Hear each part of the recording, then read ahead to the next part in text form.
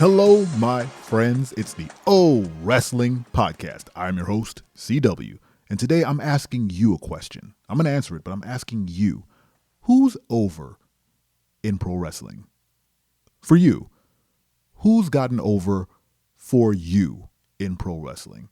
It's easy to say such and such is over. Hey, Roman Reigns is over. The Bloodline is over. Sami Zayn is over. Bobby Lashley's over. But you as a person, not as the collective wrestling fandom, how do you quantify who's over? And is there a wrestler who's over that everyone else doesn't think so? Is that a thing? Does that thing happen? Of course it does, because you're an individual person and you're great and you have your own opinions and thoughts and you're allowed to. So who's over in your opinion? I'll give you my take. And then in the comments, you let me know who's over for you. Even if someone else doesn't believe it, you believe it. And that's what counts, because that wrestler is trying to get over for the fans. And if he or she got you over, if they got over in your eyes, it's a win. So I want to know, give flowers to your wrestler who you think is over. Let me give you mine. I think, and I mean, this is not a hot take or anything. Rhea Ripley is crazy over right now. Every time she shows up, it's a spectacle.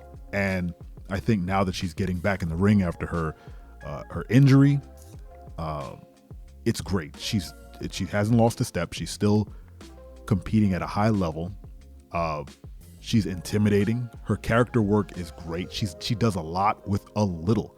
She doesn't say a whole lot, but when she does speak, it's impactful.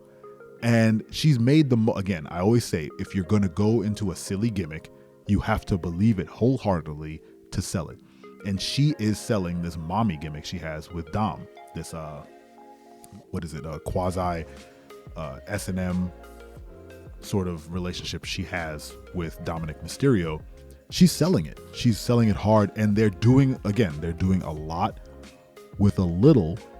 Everything is suggestive with them. Everything is, there's no overt mention of anything going on in that relationship, but you see the way they act and play out, and you're able to form connections. That's the best I think the best example is logo design.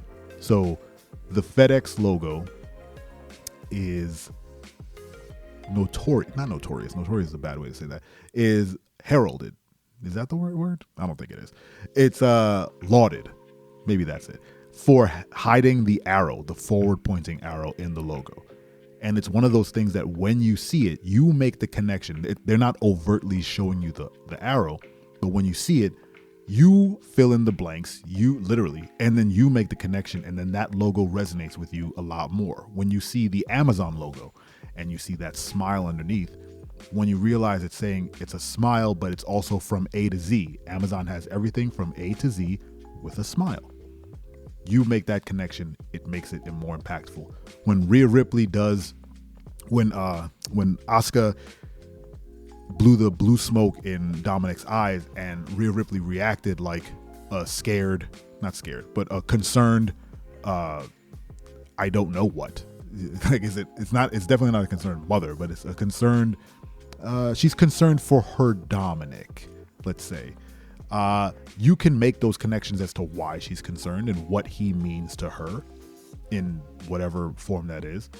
I don't know if it's a loving relationship, but there's love there, you know. He calls her mommy for a reason, and she has alluded to the fact that, you know, she said, I made him a man. She didn't say anything specific. She just said, I made him a man.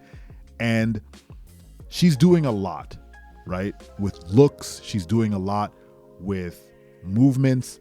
She's very good at selling her character without words, which is very strong character work. So I think Rhea Ripley is super over right now. Another person I think is super over is Chad Gable. I see I see what they're doing with Alpha Academy, Chad Gable and Otis. They're kind of a comedy act. Not even kind. They are a comedy act. They're heels. They take L's.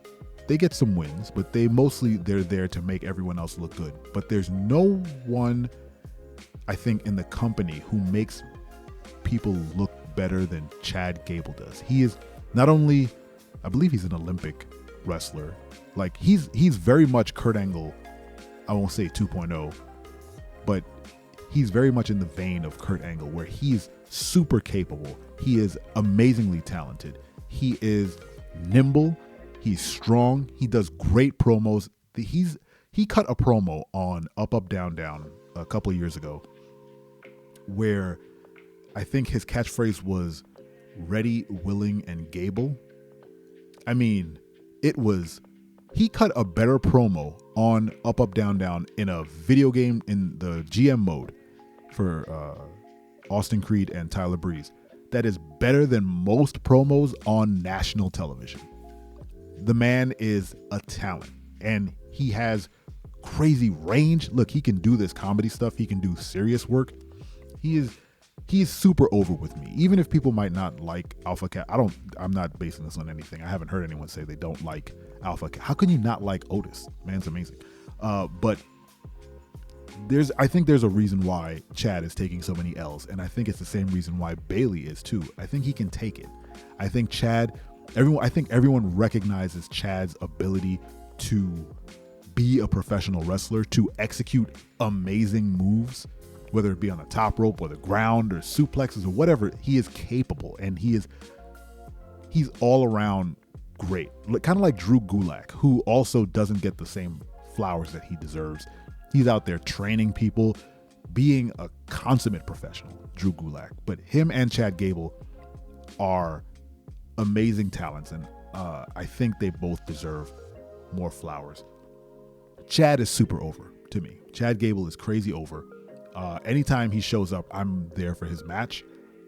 Every time he cuts a promo on someone, you know it's going to be entertaining. I'm not going to say it's funny, because some of the stuff he says is corny, but it's on purpose, and that's the point. He gets his character. He knows he's supposed to be a corny heel, and everything from his entrance with the shoosh.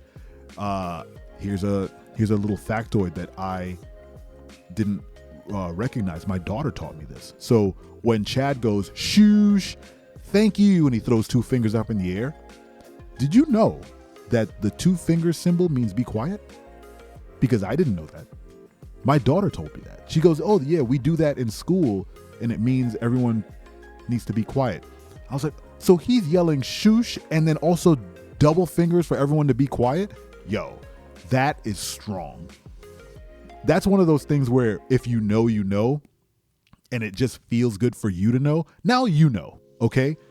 My daughter taught me that, and I was like, man, this 6-year-old just taught me something. And now I'm telling you. Is she right? I don't know. Is that a national thing? Is that everywhere? Does that mean be quiet somewhere else? Is that sign language for me? I don't know.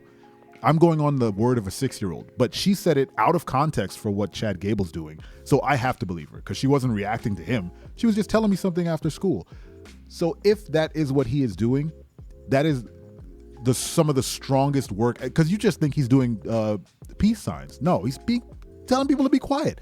Now, am I new? Did everyone know this? I don't know. But this is my show, and I'm gonna make it seem as though I'm the only one who knew. So Chad Gable, Rhea Ripley, two super over people. I don't want to hit anyone who we already know is crazy over. Is there anyone else in my mind that is doing great work and is over in the company? I don't know. I'm blanking. I've been recording for quite a while, so my brain is a little farty. We'll keep it at Rhea and Chad. Two of my favorite right now. They're doing great work.